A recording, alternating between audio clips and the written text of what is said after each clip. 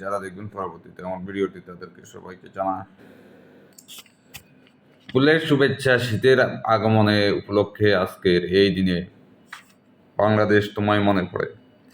যদিও আমি বেশিরভাগ ক্ষেত্রে ইন্টারন্যাশনাল বিষয় নিয়ে কথা বলি, আজকে কথা বলবো বাংলাদেশ সম্পর্কে, বাংলাদেশের অভ্যন্তরীণ রাজনীতি সম্পর্কে। 5ই আগস্ট শেখ হাসিনা পালিয়ে যাওয়ার পর, শেখ হাসিনা বললে হবে না, এটা যে খুনি হাসিনা এবং তার সাঙ্গপাঙ্গ, যে গ্যাংটা বাংলাদেশকে কবজা করে, ইন্ডিয়ান নেতৃত্বে বাংলাদেশকে কবজা করে এতদিন বড় প্রায় 2008 বা 9 থেকে 2024-এর 5ই আগস্ট পর্যন্ত বাংলাদেশকে তারা যেভাবে চালিয়েছে সেটা হচ্ছে ইন্ডিয়ান অঙ্গরাজ্য হিসেবে। তারা পালিয়ে যাওয়ার পরে বাংলাদেশে সাধারণ মানুষ মনে করেছে যে বাংলাদেশে পরবর্তী যে বিরোধী দল আছে, যারা ক্ষমতায় আসবে, তারা যেন এদেশ এবং এদেশের মানুষের জন্য কাজ করে। কিন্তু দুঃখজনক হলেও সত্য যে বিএনপি 5ই আগস্টের কিছুদিন পরে তাদের সে 2001 থেকে 2005 4-5 পর্যন্ত তাদের যে শাসন ব্যবস্থা, সেই শাসন ব্যবস্থায় ফিরে যায়, যার ফলে মানুষ অতিষ্ঠ হয়ে তাদের বিরুদ্ধে দাঁড়ায় এবং কি অনেক জায়গায় তাদের চাঁদাবাজি, টেন্ডারবাজি, তাদের হত্যা, তাদের দর্শন, তাদের লুটপাটের এগেনিস্টে গিয়ে মানুষ যখন প্রোটেস্ট করে, তখন বিএনপি কি করে? বিএনপি তাদের শক্তি প্রয়োগ করার চেষ্টা করে। কিছু কিছু ক্ষেত্রে তাদের নেতাকর্মীদেরকে জনরোষ থেকে বাঁচানোর জন্য তাদেরকে পদ থেকে বহিষ্কার করে। কিন্তু ডে বাই ডে যত দিন গেছে তত বিএনপি আরও সুসংগঠিত হয়েছে।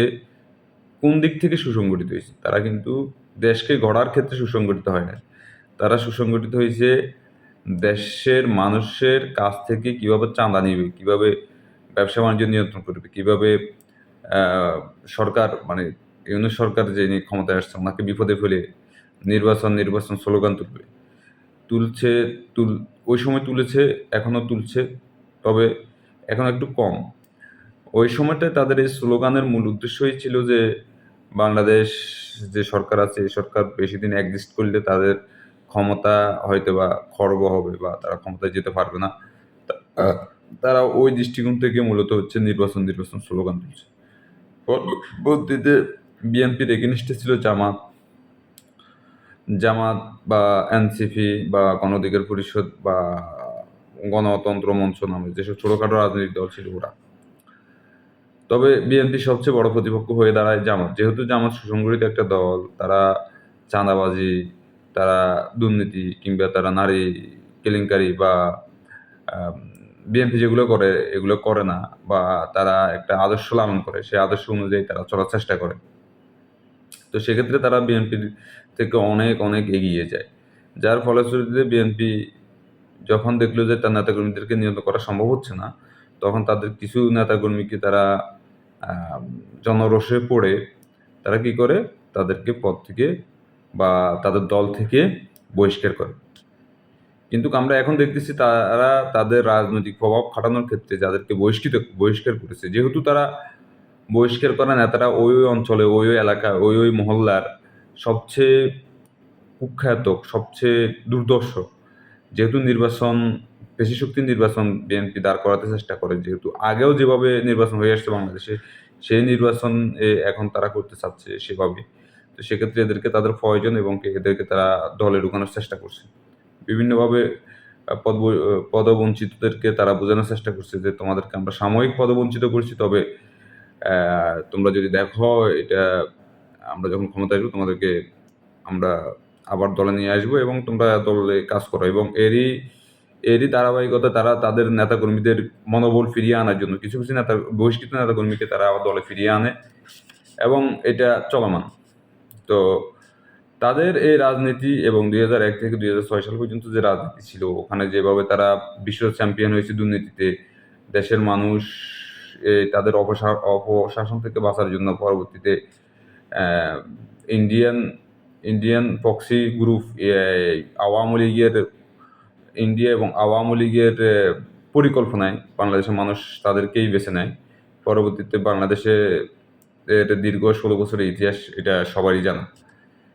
আমার প্রশ্ন হচ্ছে এখানে যে বিএনপিতে যারা সাপোর্ট করে তাদের বেশিরভাগ মানুষ হচ্ছে মূর্খ, নিরক্ষর, কিছু কিছু মানুষ আছে যারা বাহ্যিকভাবে শিক্ষিত, তবে তারা দুর্নীতিবাজ শিক্ষিত।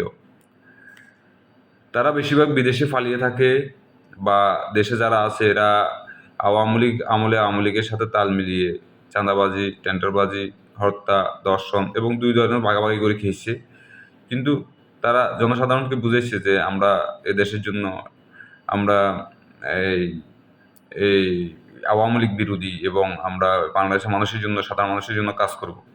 কিন্তু আপনি যদি দেখেন, আমার দেখা অনেক, অনেক নেতাকর্মী যারা ৫ই আগস্টের পর আওয়ামী লীগের বড়, বড় লাগাম বোয়ালদের যারা তাদের চুরি বাটফারি তারা যে বন্ধ করতে পারবে না, তারা এটা বারবার প্রমাণ করেছে এবং তারা সেই ২০০১ থেকে ২০০৬ সালে পর্যন্ত তাদের যে দুর্নীতিবাহী যে অপশাসন, সেটা আবার কায়েম করার চেষ্টা করতেছে। আমি ৫ই আগস্টের পরবর্তীতে বিএনপিকে মূলত যেভাবে দেখি, অর্থাৎ হচ্ছে তাদের শাসন আমার অত বেশি মনে নাই। তবে যতটুকু মনে আছে ততটুক বিএনপি আওয়ামী লীগ সম্ভবত যে চুরি, গরু চুরি, মানুষের বাড়িতে শিং দেওয়া, আবার এই পদ্মা চুরি ইত্যাদি চুরি এগুলো শুনছি। ওই সময় আমরা ছোট ছিলাম। অত বেশি মাথায় বুদ্ধি-টুদ্ধি ছিল না। আর থাকলেও আমার অত বেশি মনে নাই। কিছু, কিছু মনে আছে। মানে হালকা পাতলা যেগুলো শুনছি। তো যাই হোক, আমি কিন্তু এদের অপশাসনের কথা পরবর্তীতে আমাদের যারা ওই সময় দেখছি তাদের কাছ থেকে, অনেকের কাছ থেকে শুনেছি। যারা বিএনপি করতো তারাও বলেছে এবং যারা আওয়ামী লীগ করতো তারাও বলেছে, এবং যারা জামাত করতো তারাও বলেছে যে তাদের অপশাসন খুবই মারাত্মকভাবে এটা মানুষ নিতে পারে না ওই সময়। তো মানুষ যখন নিতে পারে না তখন তার বিকল্প, মানে তার থেকে খারাপ যে তাকে বেছে নেয়, ভালো যে তার চেয়ে ভালো যে, অর্থাৎ হচ্ছে বিএনপি যদি ২০% চুরি হয়, আওয়ামী লীগ যদি ১৮% চুরি করে, তখন আওয়ামী লীগকেই বেছে নিছে। কিন্তু আমার প্রশ্নটা হচ্ছে এই জায়গায় যে আমি আওয়ামী লীগের এক সাধারণ কর্মী, যে আমার বন্ধু হয়, তার সাথে আজকে কথা বলার ক্ষেত্রে বললাম যে বাংলাদেশের রাজনৈতিক প্রেক্ষাপট কিন্তু ঘুরতেছে। কারণ মানুষ দীর্ঘ ৫৪ বছর এই ২ টা দলই বাংলাদেশকে শাসন করেছে। এই ২ টা দলই বাংলাদেশকে প্রায় শেষ করে দিয়েছে। বাংলাদেশের অর্থনীতি, বাংলাদেশের আইন ব্যবস্থা, বিচার ব্যবস্থা, বাংলাদেশের এই যে উন্নয়নমূলক যেসব ব্যবস্থা, সবগুলো প্রায় ধ্বংসের তলে।